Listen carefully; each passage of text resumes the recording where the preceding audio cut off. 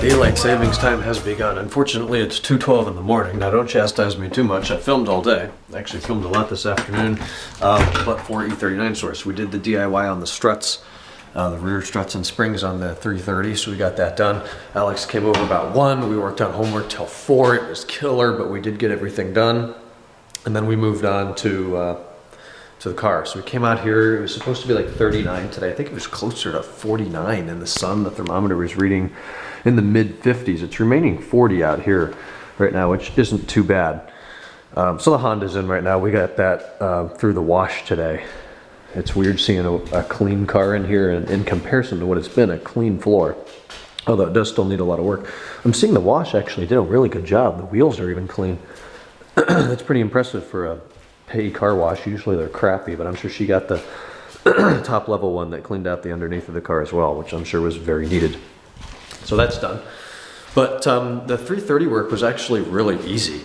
I didn't want to jinx myself by saying it was easy before I did it, but now that it's done, it was really quite simple. Just a bunch of bolts and like two hours maybe. I could do it in half that time now if I were to do it again. The old parts though, maybe I can pick it out of my own trash can here. Man, that really, the box is taking up all the space. There they are. You can see the bottom of the strut. It was all original. It was all completely original. 220,000 miles. Holy crap. Those parts were probably anticipated to last 60, 80,000 miles. I don't know what the service maintenance schedule said. I would guess either 60 or 80,000 miles, and they have lived 2 or 3 lifetimes by that spec. So we got all that old crap out, did a comparison with the old shock and the new. The old one, I mean, if you held the bottom of it, the piston part, it would just fall right down with gravity. I mean, there was no gas pressure in there at all holding it up. And then you'd have to pull it back out. It was just floppy. The new one, of course, is really tight to push down and then rebounds over the course of a second or two back up to its compressed outright position, or its uncompressed position.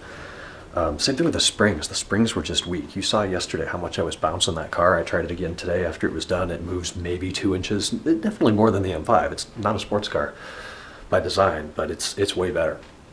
So driving it, I haven't driven it much. I haven't driven it on the bad roads where it really felt like a bag of shit before, but I instantly noticed the back end now feels like it's connected to the ground.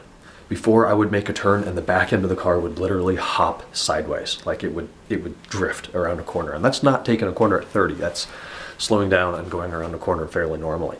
It was just unsafe. So it's way better now, it's tighter. I'm not gonna say springier, but the whole car just feels connected. So that's exactly what I wanted.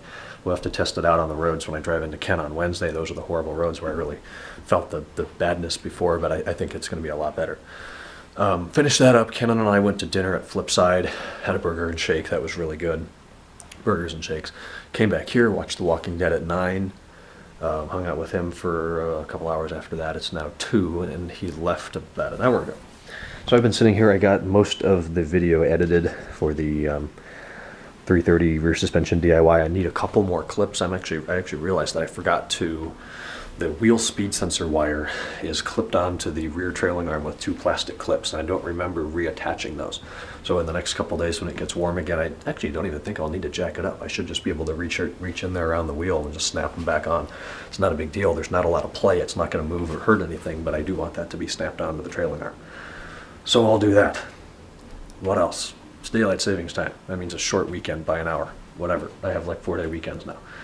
This week, as I mentioned a couple times, it's going to be a college writing intensive week. I don't think there's any exams scheduled this week. They will be next week. No HR forum this week. Cavs game Tuesday night against somebody. Maybe that's the Magic game. I don't know.